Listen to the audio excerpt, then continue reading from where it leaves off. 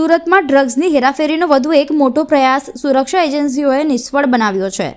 Surat city DCB, customs વિભાગ અને CISF દ્વારા સુરત એરપોર્ટ પર સંયુક્ત ઓપરેશન ચલાવી હાઇડ્રોપોનિક વીડ હાઇબ્રિડ ગાંજો સાથે આંતરરાષ્ટ્રીય મુસાફરને ઝડપવામાં સફળતા મળી છે। બેંકોકથી એર ઇન્ડિયા એક્સપ્રેસની ફ્લાઇટ દ્વારા સુરત આવી રહેલા જાફર અકબર ખાન નામના મુસાફરને શંકાના આધારે ચકાસવામાં આવ્યો હતો। તેની સઘન તપાસ દરમિયાન તેના સામાનમાંથી કુલ 8 પેકેટમાં ભરાયેલું લગભગ 4.55 કિલોગ્રામ હાઇબ્રિડ ગાંજો જપ્ત કરવામાં આવ્યો હતો।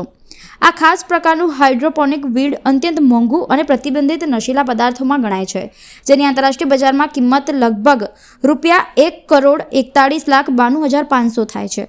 આ મોટી જપ્તી સુરતમાં ડ્રગ્સ સપ્લાય કરવાના મોટા નેટવર્ક સુધી પહોંચતો પ્રયાસ હતો, જેને સુરક્ષા એજન્સીઓએ સતર્ક કામગીરી દ્વારા અંકુશમાં લીધો છે। કાર્યવાહી બાદ આરોપીને સીઆઈએસએફ અને પોલીસની મદદથી તરત જ કસ્ટડીમાં લેવામાં આવ્યો હતો।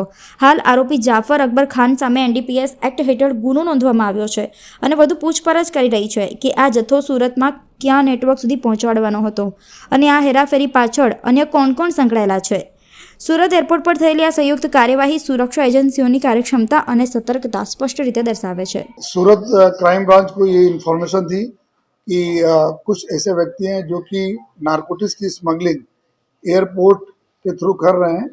तो पिछले 1.5 महीना से इस मॉड्यूल पे काम किया जा रहा था और कल एयर इंडिया की फ्लाइट से बैंकॉक से जो आती है उसमें एक व्यक्ति को जो है पकड़ा गया, जिसके पास जो 2 बैग्स थे, एक चेक इन बैगेज था, एक हैंड बैगेज था। तो हैंड बैगेज में से टोटल 4 किलोग्राम से ज़्यादा हाइड्रोवीड, जिसको हाइब्रिड गांजा के नाम से पहचाना जाता है, वो पकड़ा गया।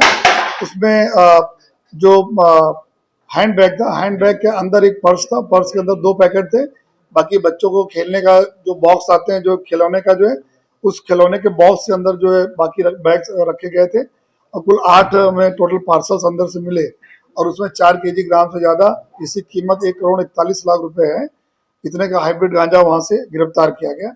ये व्यक्ति जो बैंकॉक से लेके आया, जो कुरियर तरीके काम करता है, इसका नाम जाफर खान उर्फ जाफर मोबाइल वाला है, जो बॉम्बे का रहने वाला है और बॉम्बे से आता। और पिछले 3 सालों में लगभग हम लोगों ने जो भी इसकी हिस्ट्री, ट्रेवल की हिस्ट्री देखी, तो 28 बार ये इस तरह का ट्रिप मार चुका है और जिसमें ये खास करके बांग्लादेश और दुबई वगैरह से 6 वक्त गया है, 6 बार गया है। बैंकॉक और ये ओमान वगैरह जो 2 बार गया है। बाकी दूसरे देशों में भी ये इसकी ट्रेवलिंग रही है, सऊदी अरबिया, कंबोडिया, बहरीन, सब जगह ये ट्रेवल करता रहा है और वहाँ से ये नारकोटिक्स, लैपटॉप, गोल्ड और ई सिगरेट वगैरह हर चीज़ों की स्मगलिंग में ये लिप्त पाया गया, जो इसके अभी तक इंट्रोगेशन में निकला है।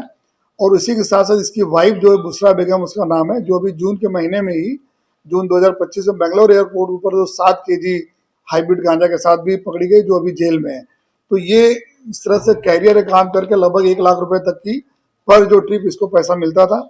वहाँ से जो हैंडलर था, जो इसको नारकोटिक्स दे के भेजता था, यहाँ पे फिर इसको फोटो ले, इसके फोटो और इसके जो बैग वगैरह के जो फोटोग्राफ्स वहाँ ले लिए जाते थे और यहाँ पे कोई व्यक्ति आके बस उसको दिखा के इससे कुछ कोड वर्ड में बात करके वो बैग लेके चला जाए। तो इस तरह के जो पूरी एक मॉड्यूल चल रहा था, उस मॉड्यूल को बस्ट करने के लिए पूरी क्राइम ब्रांच की टीम लगी है। और ये कल जो पूरा ऑपरेशन हुआ, उसमें हमारी लोकल डुमस पुलिस, हमारे कस्टम के जो एयर इंटेलिजेंस यूनिट है, सीआईएसएफ की यूनिट और सूरत शहर की क्राइम ब्रांच, इन लोगों ने मिलकर ये इसको पकड़ा है। और ये भी हम लोग देख रहे हैं कि इसके ऊपर ऑलरेडी, चूंकि मुंबई का निवासी है और इसके ऊपर ऑलरेडी वहाँ पे 2 गुने भी दाखिल हुए हैं। ये नारकोटिक्स आने के बाद किस किस हाथों में जाके कहाँ पे जाना था, वो हमारी जो टीम काम कर रही है और जल्दी उसको भी हम लोग पूरे जो लिंक है, पूरा मॉड्यूल है, उसको भी बस्ट करेंगे। मुंबई में जो इसके 2012 तक लास्ट गुना दाखिल हुआ था, जिसमें ग्रीवियस इंजरी, मारामारी का गुना है और चोरी वगैरह गुना इसके ऊपर दाखिल हुआ है। तो वो हमारे एक इन्वेस्टिगेशन का भी पार्ट है कि इसके पास, उसके बाद पासपोर्ट इसके पास मिला, तो कैसे मिला, इसने कुछ गलत डॉक्यूमेंट्स वगैरह तो प्रोड्यूस नहीं किया है। तो वो सारी चीज़ें हमारी एक इन्वेस्टिगेशन का विषय है, जो आगे हम लोग, अभी तक इसकी इंट्रोगेशन में ये बात आई है कि ये बाहर एयरपोर्ट के बाहर आने के बाद खड़ा रहता है, इसको एक व्यक्ति आता, वो इसका ब्रीफकेस लेके चला जाता है। तो अभी वो फर्दर इसका जो इंट्रोगेशन हम लोग कर रहे हैं कि कैसे कैसे लिंक है, कौन आने वाला था, कैसे आने वाला था, और उसी तरह से हम लोग पूरी अभी आगे जो भी हमारे अदर जो हमारा इन्वेस्टिगेशन के जो भी हमारे सोर्सेज हैं, वो टीमें काम करें, वो फर्दर आपको इन्फॉर्म करेंगे। ये अभी तक जो इसका पासपोर्ट वगैरह वीजा का डिटेल हम लोगों ने देखा है, ये जो गोल्ड की स्मगलिंग करता था, ई सिगरेट की स्मगलिंग करता था, मोबाइल, लैपटॉप, महंगे जो होते थे ड्रग्स, इन सब की स्मगलिंग ये करता था। और अभी तो पिछले 3 साल में हम देखा कि दुबई, बांग्लादेश, जैसे हमने बताया कि 6 बार ये जा चुका है। थाईलैंड, ओमान में 2 बार, सऊदीया, बहरीन, कंबोडिया ये 1 बार जा चुका है। और दूसरा फर्दर इसके पास कोई और पासपोर्ट जो खत्म हो गया, कई बार होता है, उसके अंदर भी वीजा वगैरह का हम लोग चेक कर रहे हैं। लेकिन अभी इसके उसमें से इतना चीजें निकली कि इतने कंट्री विजिट किया, और ये अपना पूछपरछ में भी ऐसा बता रहा है कि पिछले 3 सालों में 28 बार जो है अलग अलग देशों की यात्रा कर चुका है इसी पर्पज के साथ। तो अभी तक इसका जो इंट्रोगेशन हम लोग कर रहे हैं, अभी हमारा मेन फोकस नारकोटिक्स का पूरा ट्रेल के लिए लगा है।